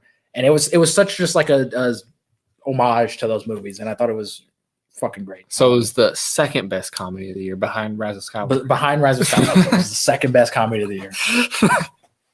Number 7 would be The Peanut Butter Falcon. I was gonna watch this the other day because I saw it on Redbox, but it's a great movie. I didn't grab it. So. Again, not another movie that's just like Dolomite Is My Name. It's not like super grand and like it's not the most original story in the world, but it's a movie that like by the end it makes you feel good and you're kind of just like, hey, this is like a happy, fun movie. And Shia LaBeouf was great in it. Shia is coming back too. He was, hopefully he's making a comeback. And the lead actor in it, the actor with Down syndrome, he was great. I don't know his name. I think this was like his first thing. He was great in it. And it was just like a feel good, heartfelt movie. But it wasn't like cringy. it wasn't like a TV movie where it's like they constantly have to play this like emotional music. It was just like a fun, it's like all whimsical. Yeah, but it was like a fun like buddy road trip movie with Shia LaBeouf, and he was fucking really funny in it. Shia LaBeouf, and I thought it was Shia LaBeouf. Shia LaBeouf, just do it. Number 6, The Last Black Man in San Francisco. I've never heard of this yet. This is a little small, little tiny indie movie. I think it was crowdfunded on like Indiegogo or something. Was this released at the beginning of the year too? Pretty early, I think. It wasn't like January, but it was pretty early. Well, I mean, before our podcast, so yeah, before like July. Yeah, it's pretty like dead simple, the plot of it. But I thought the performances in it were great, especially from the actors who were first time. Like this was their first thing. They like wrote and directed and acted in it, and I thought they were fucking great in it. I love the cinematography and I love the vibe of it. I think the music was great. Does this seem like a movie you would make? Is that why? Probably, yeah. You relate to it so much. Yeah, it's because it's the plot of it is just so dead simple. It's like, what can we make? What like the budget? What can we do? Let's just do this really well done story. But you can tell that there's so much passion and so like they gave a fuck about it. They weren't just like, let's just make a movie, fuck it, make some money. You could tell like this. It almost felt like a true story in a way. I don't know if it was, but it almost kind of felt like somebody had this experience and they want to just make a movie out of it. But I really loved it, and I would totally buy it on Blu-ray if I saw it in the store somewhere. Number 5, Under the Silver Lake. This is that weird Andrew Garfield movie. Oh yeah, that I've talked about before on this podcast. I think you would honestly like this movie. It's not like I would because Andrew Garfield, because it's fucking sexy ass Andrew Garfield. Dylan's in it. Dylan's fucking in it. It's sort of like a mystery thriller. There's this like mystery going on that Andrew Garfield's trying to solve, but there's a ton of just weird shit in the movie that kind of like, for the most part, feels out of place. But I think if you really like deep dive into it, it has a lot of meaning to it. And I definitely want to rewatch it again because I feel like I would understand. What does the some title of that have to do with anything? It does it actually ties into the movie. If I say it now, it would probably spoil things, but it ties into the movie. Because it just seems like a weird title. Under the Silver Lake. Yeah. I think that's a cool fucking title. It's just like it just seems weird. How do you go under a lake? I don't know. It's a fucking metaphor. You fuck. I don't know. It's a movie. Well, I took it. I didn't take it as a metaphor. Literally. I took it literally. You can go under a lake. You dig under a tunnel under a lake. Hopefully the lake doesn't collapse in on you. Yeah. But Andrew Garfield was great in it. I'm glad he's like Andrew Garfield is a good actor. I hate people that say he's not a good actor. No, because the only thing they've seen him in is Spider-Man. Go watch Hacksaw Ridge. Go watch Social Network. He's a fucking great actor. And go watch Silence, which is the Martin Scorsese movie that no one remembers, but he was fantastic in it. Also, he's good in all those. And movies. Go watch Under the Silver Lake because it was a lot of fun and I enjoyed it. And there's a lot of Topher Grace is in it. Topher Grace. So we get the Spider-Man connection. You get Venom and Venom, and you get the worst Venom and the worst Spider-Man.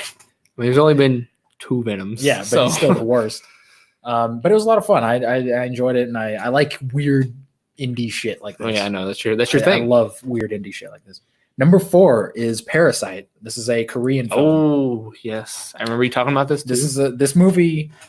This movie kind of it starts off as one movie where it's sort of about like this family who's trying to scam this rich family into like giving them a bunch of money and whatever, but then it takes this like super dark, like 30 to 40 minutes in, it just takes this super like total left turn and becomes this like dark fucking and I loved it. And I was like, I did not expect it. Like because I thought that was going to be the plot. And I was like, that's kind of a neat, like fun idea for a movie.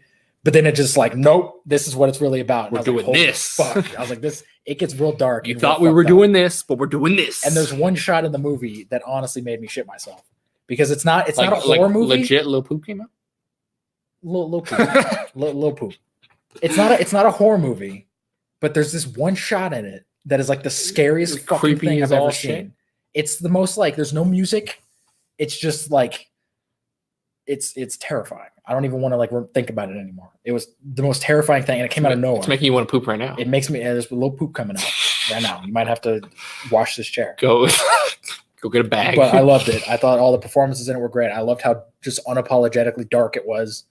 The ending is very like sad and fucked up, but I really enjoyed it. I like dark, fucked up movies. If you couldn't tell, that's my forte. I mean, I know. You love dark. I just like movies that aren't afraid to be. You love things dark that and make weird. you feel sad, and you love indie movies. If you And mix dark those shit, together, hell yeah, it's the greatest movie. I just like movies that aren't afraid to just like let's just make a dark fucking movie, like no holds barred. Just let's go. Everyone fucking dies. Everyone's dead. And to quote Mark stab Ruffalo, each other. everyone dies. Everyone's dead. Number 3, Uncut Gems.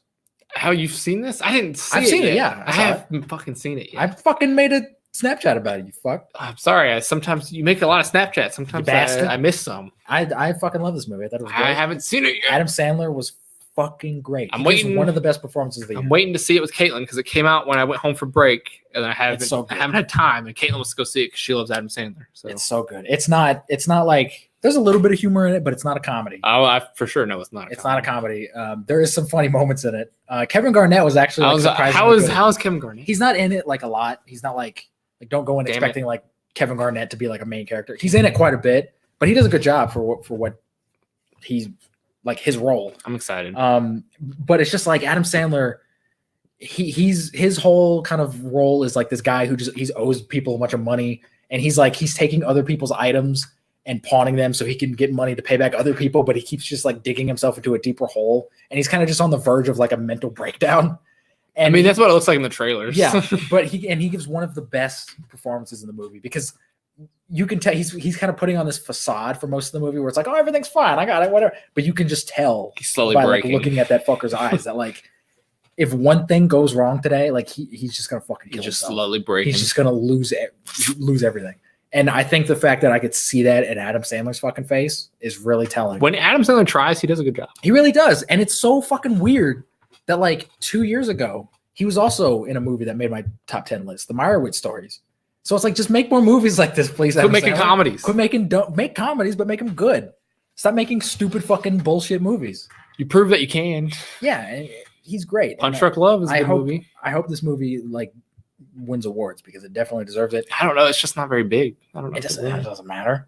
It probably won't because the directors of Uncut Gems made a movie called Good Time with Robert Pattinson. Good Time was fucking awesome and it didn't get shit. So this probably won't get shit either. But yeah, and when this comes out on Blu-ray, I'm going to put it right next to Good Time on my shelf because it works as a double feature because it's kind of like a gritty crime movie as well. I can't wait to see it. I I hope to get to go see it in theater. It's so good. Number 2, and this one comes with an apology to one Mr. Taika Waititi. I talk a lot of shit about Taika Waititi. Is this Jojo Rabbit? This is Jojo Rabbit. Yeah. This movie honestly was fucking great. This was a fantastic movie because it wasn't one of the problems I had with like Thor Ragnarok was the fact that like it didn't take itself seriously. And when a movie like that doesn't take itself seriously, I don't care about it. So I don't care about what's going on. So when you try to have emotional moments, it just doesn't work. This movie surprisingly had very emotional, like it gets really dark at some point, like towards the end, it just gets super dark just out of nowhere, but it totally works. The humor in it is fucking great. I love the fact that Taika Waititi is playing like this imaginary version of Hitler. I think that's fucking hilarious. Scarlett Johansson is in it. She's great. Sam Rockwell's in it. He's really funny. Everything about it. And I thought this was a great film. And I love the overall story. It's not just about like a kid who's like wants to be a Nazi or whatever. It gets deeper into that and it gets more heartfelt. Does this give you warmth for Thor 4? Does it make you feel a little better about it? Maybe. I don't know. I still think Thor 4 is probably just gonna be another dumb, goofy comedy. But I have faith that hopefully it'll be good because he made a good movie and give credit where credit's due. He made can't just hate Taika, man. Taika's good at director. I mean, this is the first movie that I've liked of his. How many movies have you seen? 2? I've seen a couple of them. I saw like the Hunt for the Wilder People or whatever. I didn't really like that. And then I saw the What We Do in the Shadows, which he was in. And I also saw Green Lantern. So fuck that movie. He didn't make those. He's in it, movie, so fuck him. But Jojo Rabbit, I thought was great, and I think you would really like it. This was your number 2. This is my number 2, and it would have been my number 1 if this movie hadn't come out this year. And I think you probably have a good idea. What this I know. Is. It's fucking Cats. It's not. I didn't see Cats. I said that earlier. That's Rise of Skywalker. No. Oh, damn. Close, but no. It's The Lighthouse. Lighthouse. How's that fucking fantastic? It was not close. Because I've been talking about this movie for fucking ever. I knew it wasn't gonna be Rise of Skywalker. Willem Dafoe is fucking great in it. Robert Pattinson is fucking great in it. There's tons of farts. There's tons of humor in it. but it's also extremely tons dark. of farts. No, there's a lot of farts in the movie. Willem Dafoe just like he'll get up and just fart, and Robert Pattinson's like, Jesus Christ. They had great chemistry. I love all the weird shit. There's like a mermaid vagina at one point. What? There's just so much weird shit in it, but it's so dark and like depressing. You have a lot of indie movies on here. I think this is all indie movies, really, except for The Irishman. The Irishman's not really an indie movie, but I think it's pretty much most. Is Jojo Rabbit considered an indie movie? Yeah, I guess. I don't know. I don't know if that's considered an indie movie. Like a mid-budget movie. Mid-budget. But The Lighthouse is great. I can't wait to watch it on Blu-ray because it's a gorgeous ass fucking movie.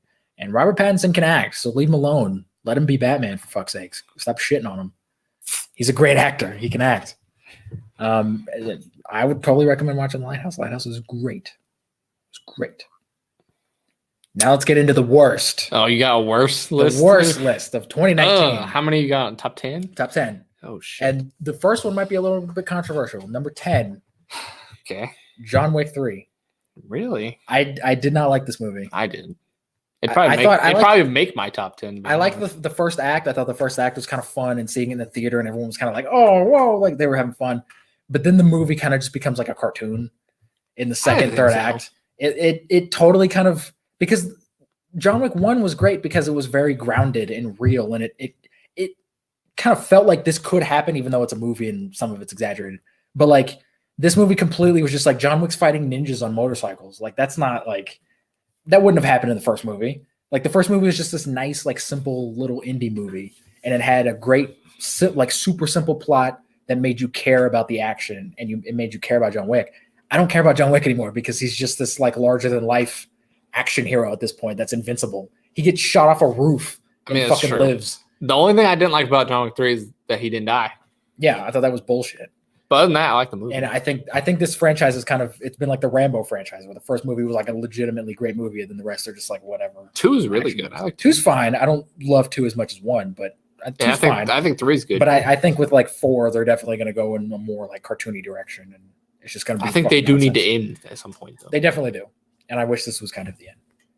Number 9, Detective Pikachu.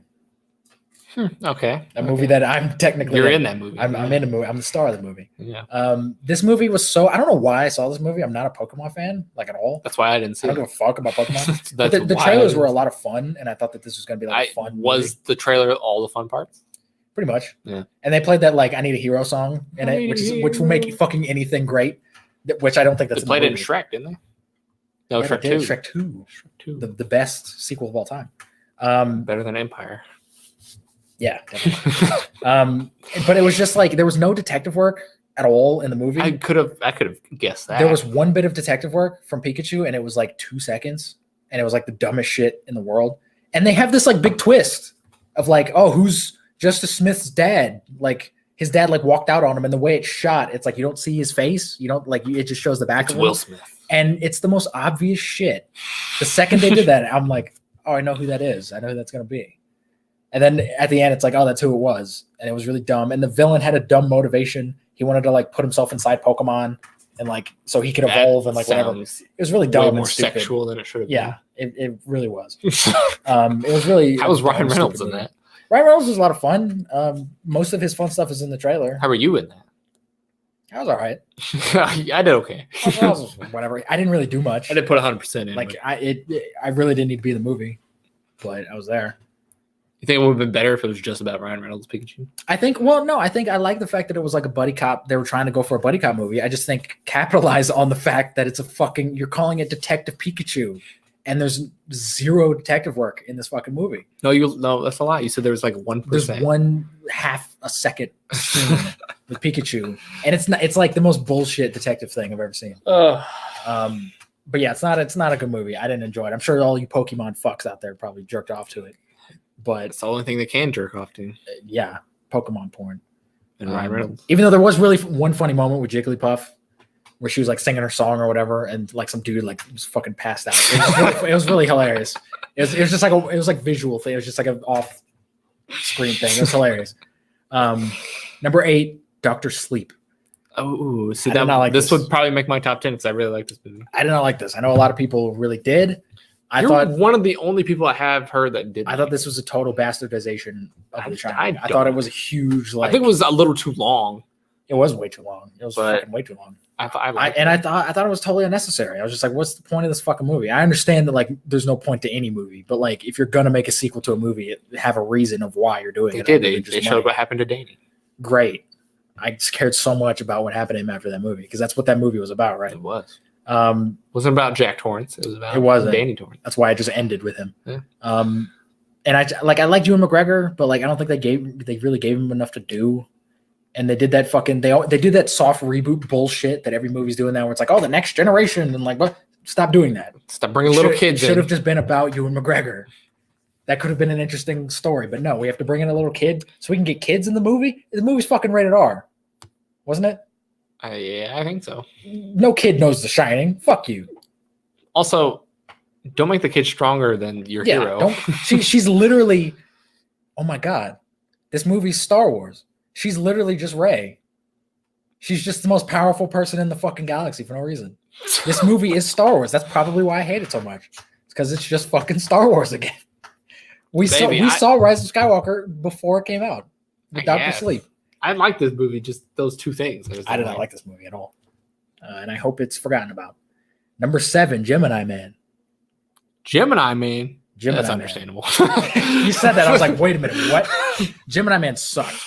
I did not like Gemini Man. There was a huge like waste of potential. The worst Will Smith movie I've ever seen. That's a lie. After Earth. After Earth will forever be a terrible piece of shit. Even though he's barely in that movie. He's in it way too much. Gemini Man was stupid and dumb, but not in like a fun way. It was just like I was bored through most. It wasn't Hobbs and Shaw stupid and dumb. It wasn't Hobbs and Shaw where they kind of know it's stupid and dumb. It was stupid and dumb. Like winking at themselves. This was just like everything in the movie is taken so seriously, but then you have this absurd premise of him being a clone. It's like have fun with that. Right. That could be a fun idea. Will Smith having to fight a clone of himself, like that's fun. But they just do nothing with it. The plot of the movie could just be you replace the clone with somebody else and it's the same. Like nothing would change if you change that movie. It could have just been like his son, his long lost son.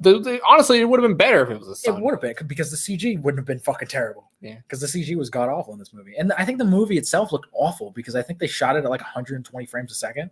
Yeah, they did it to speed the action up for some reason, but you don't do that. You do that for specific scenes. You don't shoot the entire movie. I don't think the entire movie. I think the action. No, I think they shot the entire movie. I remember hearing something that they shot the entire movie at a higher frame rate. That's why he looks weird when he like throws his punches. Like, he like looks like rubbery. Yeah, because the movies are shot at 24 frames a second for a fucking reason. That's how your eye perceives motion. Yeah, and it looks cinematic. They don't just do that because whatever. They do that for a reason because it looks cinematic. This movie looked like a soap opera for most of the movie. Like everything looked realistic, and then when you have CG in it that doesn't quite look good, they were told they had to make it the hour and a half. It looks strange. That's why. I guess. I fucking guess so. And the villain was lame and dumb, and his motives were weird. He's just like, I want to clone Will Smith for some reason. Just a guy in a suit. That's what his motives I was like, all right, whatever. And it was really boring and dumb. And there was a third clone randomly at the end. For some reason, that just went nowhere, and it just kind of came out of nowhere. What about his backstory? Doesn't matter. Fuck him. I don't know. Fuck him. That's essentially what the script did. Just fuck him. There was the worst CG I've ever seen on a face at the end. Oh my God. That needs to be like that scene needs to be studied in like film school. It's just like don't do this. Don't do this. Because I almost started like cracking up in the theater. It was bad. I was like, oh my, I cannot believe this is like a high budget movie. I can't believe this was released. Yeah. Like this should have never been like this should have stayed in your mind, Ang Lee. Number 6, Star Wars. The Rise of Skywalker. It's a little higher than I thought. It's still in my top 10. I mean, lower, I guess. I thought it'd be. I thought it'd be higher. I thought pretty it'd be high up on my worst list. Top 3. If you want to hear us blab about this last episode. I'm done talking about this fucking movie. We talked about it for literally an hour. Yeah, go watch our fucking video about it if you want to know, because I literally say exactly what was bad in the movie. So go watch our fucking video about it. If you a quick summary, it was just the same as Return of the Jedi. It's a worse Return of the Jedi. Number 5, Godzilla, King of the Monsters. Understandable. This is a bad movie. I didn't like this movie either. This could have been a lot of fun. That movie came out this year? Yeah, God, I know. I feel like it was so long ago. It feels like it came out a decade ago. This movie could have been a lot of fun if it was all monster fights all the time. Screw the fucking people. And it didn't take itself seriously, but this movie took itself so seriously. I don't care about any of these people. And there was one moment with Ken Watanabe where he like blew himself up. Yeah. And it like treated it like fucking Iron Man died. Where it was like, hey, remember this fucking character from the first Godzilla? He's fucking dead. I don't remember. Was he in the first Godzilla? Yeah, remember? I don't remember him. He was the one who said Godzilla, and you let them fight. Yeah. Like, okay, your cool. favorite line in the entire first movie. Because it's a badass fucking line. But I don't care about any of these people. And then that one lady gets. He was the only one I even like semi cared about. And then when you just killed him, I'm like, okay, killed him, and I was like, all right, cool. You could have expanded him. The main woman in the movie gets fucking stomped on by Godzilla, and I was like, all right, so her whole thing. Oh yeah, that's right. Her whole arc was just pointless. I don't care about that little family. I don't. It was a little trio. And then when monster fights actually happen, they fucking cut away from it. They cut away from it, or like a plane flies into view. Yeah, and I'm like, you fucking assholes! You tricked us by thinking that this movie was going to be on monster fights, but you didn't do that. And I know a lot of people will say like, well, you know, the Godzilla 2014 wasn't monster fights either. Yeah, but that was a movie with a story. It had suspense buildup. Yeah, which is what the original Godzilla was. It wasn't about the monster. It was about the people in the situation, but it was well written and the story was good. I'm fine with that if you make a good story. This movie did not have a good story or good characters, and the monster fight was fucking lame. Would it have been better, you think, if you brought back the original people from the first one? No, not really. Right. Just make a good movie. Like, it could have had a different cast. Just make a good story. I also think they overpowered Godzilla way too much. Yeah, he turns into a fire demon. Turned into a volcano. Yeah. It's like, how the fuck is he going to fight King Kong? He's gonna obliterate him. Set him on fire. It's like a 10-minute movie. Set his ass on fire. Number 4, Glass. Yeah, understandable. And this kind of sets this joke kind of has been done to death. But the perfect summary of this movie is just the title. Shyamalan. That, but it's just the title. But if you remove the G and the L, ass. Yeah, and that's essentially this movie. This movie could have been great. The first act I think was great. It's literally, if you think of this trilogy, it literally pulled an M. Night Shyamalan. Like it literally he twisted all of us. That sneaky Indian asshole. Just fucking he just pulled the rug out of under. He wrote the whole thing as one movie, and he's like, let's split it up. Let's just split it up. That's not true at all. There's no fucking way he did that. But like, I like the first act. I think the first, like, them having the plot of like, it was such a good buildup. Yeah. But then it just didn't do anything like, with it. I like the plot of like, are these guys actually superheroes? Because Unbreakable was kind of the plot of Unbreakable, where it was like, if superheroes were real, they wouldn't be like superheroes. They would just be kind of like, oh, this guy's just kind of strong. This guy, like, he's just kind of like, he's not like super like outright, like he can lift a fucking car. He's not Superman. He's just kind of strong. So that's kind of a neat premise to play on, and that's why Unbreakable was so fucking cool. Was that it was just like, this guy's just kind of strong, and that's it. And his weakness is water because of something that happened in his past. It was a neat take on superheroes. This movie was like, then it had just the worst letdown of all time. Yeah, it was like, oh, maybe they're not superheroes, but then, oh, they just are. And then Bruce Willis drowns in a puddle. and the split guy gets shot. And yeah, James McAvoy gets shot. I don't even know. I don't forget how Samuel L. Jackson I think Sam Jackson just falls over and he just fucking dies. Yeah, he's made of glass. So he literally just falls over. And then the movie ends, and there's a secret society of people who don't like superheroes. Yeah, there's like this whole lore that we don't know about. And I'm like, I don't give a fuck about this lore. M. Night Shyamalan, who the fuck do you think you are? You can't just introduce lore in the last movie. You made 2 movies that didn't have any of this lore. Yeah, you just introduced it in the last. This movie was kind of like Rise of Skywalker. It's kind of like just shit. It's kind of like he thought these movies somehow had like back stuff to it, like books, like comic books, or something. But they don't. Yeah. It's just these and 3 movies. He's been very like candid that he doesn't like comic books, and he's never read a comic book. So I'm like, why are you making movies about comic books if you don't understand comics? Or movies that need comic books to explain stuff that happened in your movie. Like, that's fucking stupid. And I think he said he's done, but knowing M. Night Shyamalan, that's the twist, and then he'll come back and make another one. He'll make whatever his next movie is. Fucking Bruce Willis's bald head will show up at the end. Never trust. Like, oh, it's a never the trust the Shyamalan. Don't never trust that fuck. Never trust that Indian fuck. Number 3 is Polar. This is a Netflix movie. Oh, you probably haven't heard of this. Yeah, no, we did talk about it. I talked about it briefly on the last. Was it the last podcast? I think so. And you were like, "We're not fucking talking about it. Let's move on." Are you still not talking about it? I'll talk about it a little bit because this movie's a piece of shit. It's pretty much John Wick, but without all the heart and like talent behind it. Where it's like it's the old grizzled guy who's like retired, but he has to come out of retirement and like be a fucking badass and stuff. But there's like just tons of like nudity and sex in it, because so the stories. It's a porno. It's literally a porno, Devin. Like that's the perfect way to describe it. It's a porn. That's what you watch. I watched a porn, and it wasn't even like an entertaining. You watched a porn. Yeah, it's just weird the way you said it. I watched a porn. I watched a porn, and it wasn't even entertaining. Vanessa Hudgens wasn't even good she porn. Didn't do anything. I like Mads Mikkelsen. He was really good in Rogue One, and he was really good. He's good in all his movies he was in. He's just like not in good movies, and it sucks because I like him. So yeah, this movie sucks. Don't watch it. It's on Netflix. I take your word for it. It's free. It almost kind of feels like a straight to Redbox movie, but worse. Went straight to Netflix instead. Went straight to Netflix, which is sometimes worse. Now, number 2 is so interesting because I was actually kind of considering putting this on my best list as well as my worst list. Weird what? Serenity, Matthew McConaughey and Anne Hathaway. This movie is so. We need to watch this movie. We might watch it tonight. We might find it somewhere and watch it. The twist in this movie. Oh, I remember you talking about. You're like, if me and you would watch this together, we would have lost our fucking minds. And I think I want to see you watch because you'll lose your goddamn mind. The twist in this movie. But it made your worst list, not top. I felt like putting it on my top 10 list on both of them would be kind of a cop out, and I don't want to do that. So I just put it on my because it's a bad movie. But the twist is so fucking fascinating, and it's so out of left. It makes you think, and just completely like doesn't make any sense, and it's so bizarre that I was just like, this movie. I love this movie. It's shit. Better twist than Empire. Empire. Darth Vader's Luke's dad. Better than that. Better twist. Better, more absurd. Spoilers for whoever hasn't seen Empire. Go watch Empire Strikes Back. But like this is like Samurai Cop, where like I love it because of how bad it is. Samurai Cop. And I want to get this on Blu-ray and just watch this for eternity. I know this has nothing to do with anything, but I remember when watching Samurai Cop, there was a scene where there was a chick in a helicopter. There was a dude on the ground, and they were somehow speaking to each other. Cop, yeah. Yeah, there's no microphone.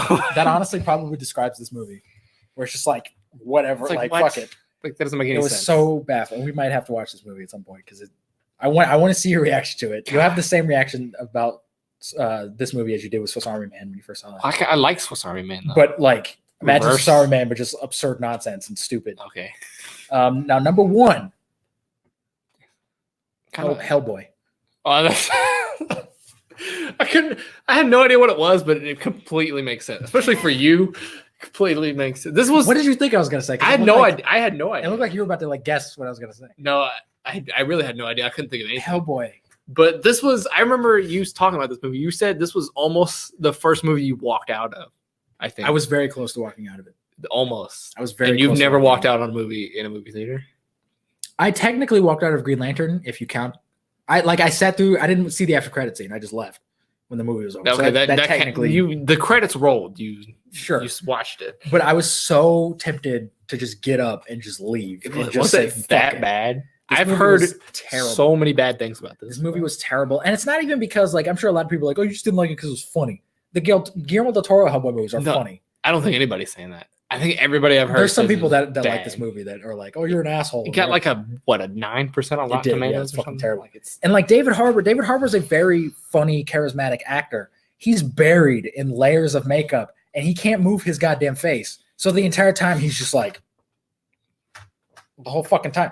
And like in the Guillermo del Toro movies, Ron Perlman, he's covered in makeup, but his face, like this part of his face, you can see, so he can emote and do stuff. And like, David Harbour didn't look like he wanted to be there because his fucking face couldn't move. And then like he may have wanted to be there, but you couldn't tell. I don't know. All the behind the scenes stuff that came out about it, I don't think he fucking wanted to be there. And there was one moment, I don't know if I imagined this, and I really don't want to watch the movie to like make sure if this actually happened. But there was one point where Hellboy was fighting these giant like CGI trolls, and one of them like slams their sword down on the ground. And I swear to God, there's one frame of the movie where Hellboy just walks straight through the sword. I'm sure there is. I swear to God. I don't know if I imagined that, if I just like saw something wrong. I'm sure but there I thought is. that happened. And that was the point where I was like, what is this? And I wanted to, and that's like 30 minutes into the movie. And I remember you being so hyped to watch this movie. Yeah, because I was like, it's not Hellboy 3. I would have honestly preferred Hellboy 3 with that cast and that, because I love those movies and I grew up with those movies. And I love Guillermo del Toro, and my boy Doug Jones would have been in it. Doug Jones. But they were like, this is going to be rated R. I was like, fuck yeah, make a like fucking dark, like hard R, Hellboy movie with tons of like violence and blood and whatever. And no, instead they made like a farce where it was just like this weird movie that like has no consistent tone and there's just shit that happens. I mean, it got pulled out of theaters early for a reason. It didn't make any money. It bombed. I'm surprised Dark Phoenix wasn't on your list. Dark Phoenix wasn't as bad as everyone was saying. People need to cool it with the fucking Dark Phoenix. It would be on my list. It wasn't the worst movie, but I haven't seen as many movies as you have this year. So there were so many worse movies. Hellboy was fucking way worse. I don't ever want to see Hellboy ever again. And I've seen Samurai Cop like 5 times. So like I'm usually like fuck yeah, bad movies, but I don't ever want to. There's bad movies and there's fun bad movies. Yeah, this is not remote. And they have the balls to tease a sequel at the end. And I was like, I hope this movie doesn't get a fucking cent. And like even like I hope someone pitches it and they just get shut down. I might the next episode of the podcast. I might do the biggest flops of the year, and we'll see. We might do that. That would be fun. That'd be really fun if we to do that. I'll go through all the big movies that came out this year, and that'd be really interesting. Look at box office. I would love to do that. We can do it. We can do it. We'll do that next week. Is before we end it, were there any surprises this year? Anything that came out that surprised you? Jojo Rabbit honestly was the biggest surprise. Biggest that you had this year? I'd say so. What else? I'm looking back at all the movies that I watched because I keep track of them. The Rise of Skywalker surprising? Was it exactly? It surprised me with how funny it was. Yeah, I'd say Jojo Rabbit was the most surprising, and Joker. Like I was looking forward to Joker, but I didn't think it would be like that good. But it was great. But Jojo Rabbit, because I was like, I've seen Taika Waititi's other movies. I didn't really think he was that funny, like whatever. And I just watched it one night, and I was like, this is fucking hilarious. And it's really heartfelt, and it's really like dark and kind of messed up. I swear, I think this is the second year in a row where you've had a movie on your top 10 list that you're like, I didn't really want to watch it, but I did, and it turned out good. Yeah, usually like I like doing that sometimes where I'm just like, I like being proven wrong, and like movies I think are going to be shit are really great, and movies that I think are great are shit. I like having that. It makes movie watching fun because you never know what you're gonna get. Never know what you're gonna get. Hold on, I'm looking at the thing. I was gonna say, is there any movie you want to talk about before the end of the year? Anything you want to say about anything else? I mean, not really. There were a lot of good movies this year. A lot of them were really just kind of like whatever. How do you compare to last year? How do you feel? I think there were a lot of good movies last year. Last year definitely had a lot of good movies. I think last year was definitely a better year, especially for bigger movies. Because I think my list last year had a lot of big movies. It had like Mission Impossible Fallout. Yeah, it had Infinity War. It had Spider-Verse was my favorite movie last year. This movie was definitely more Creed 2. Creed 2 was on my list last year. This movie was definitely more. It was better for indie movies because last year it was kind of lacking. You had all indie movies basically. Pretty much, yeah. And hopefully next year we get a good mix of both because next year I feel like it's gonna be a down year for movies. I hope there's just what's the biggest movie you can think of coming out? I don't know. Usually a lot of these movies just kind of come out and those are usually the best movies of the year. Of your big movies that you know of, what's the big Wonder Woman? Maybe Black Widow. I don't really give a fuck. I'm gonna see it, but I don't really give a fuck about Black Widow. I'm just saying, like those are the top. I mean, I guess top movies I can even think of that are coming out. I don't even know what's really coming out next year. I don't either. Ghostbusters. Ghostbusters is coming out. Ghostbusters actually looks kind of good. I don't know. I really don't know. We'll have to wait and see. And also, this was a pretty good year for TV. I haven't watched a lot of TV, and I'm not a huge TV guy, but the TV I did watch was actually pretty good. Just to shout out some of the shows. I'm not going to do a best of the year for TV because I haven't seen enough. You haven't watched enough to even like put them all, like rank them all. We're not a TV podcast. This ain't a TV podcast. We will talk about them if we want to. Can fucking die. But I watched Undone, which is a really fun Amazon Prime series. There's only one season. It was really creative and inventive, and I've talked about it a little bit on this podcast. True Detective season 3 was great. It was so much better than the bullshit that was season 2. Season 2 was fucking garbage. It sucked, and I hated it. I do think season 3 of True Detective played it a little bit too safe. It kind of went back to season 1, and it did a little bit too much, but that's where season 2 kind of went bad, was that it went too far from season 1. So this was kind of like, let's keep it close to our chest and kind of just do season 1 again. But it was great. Mahershala Ali's in it. He's fucking fantastic in it. Living with Yourself, the Paul Rudd Netflix show. Oh, yeah. I think it was a little too long, like episode-wise. I didn't think it needed to be 8 episodes. Could have been like 6, and it would have been fine. They're all long episodes. It was fine. aren't they? They're all like 45. No, they're like 30 minutes. Oh, are they? Yeah. I thought they were 45. It's like a sitcom type thing, but it's incredibly dark and like messed up. Yeah. But it was fine. Like if we get a season 2, I'll watch it. But like I'm not like super invested in it. The Mandalorian. I watched The Mandalorian. Yeah, I was gonna say you can go watch all of our episodes. Yeah, you can go watch. For I was talking about that. The World According to Jeff Goldblum is a show I've been watching. Disney Plus. You got 2 Disney Plus shows on there. Yeah, this is actually a good show, and I feel like not enough. I just love whoever came up with that idea. Let's just follow Jeff Goldblum around. It's like such a celebration of life and just like Jeff Goldblum, the joy of living, just an awesome dude through the eyes of Jeff Goldblum, and he makes me like not want to hate myself and enjoy life. Because he's so like interested in everything, and he's so just like, oh, what does it mean? Oh, blah, blah, blah. Do the 2 Disney Plus shows that we got? Does it give you hope for more? I mean, I hope so. I mean, there's potential. I think can do a lot. There was a Nat Geo show, but I didn't watch that. So there's a couple other shows they put out. There was like the High School Musical show that came out. Oh, that was a show. I thought that was a movie. No, it's a show that's based on the movies. It's like them putting on the movies as a play. It's like this weird meta bullshit show.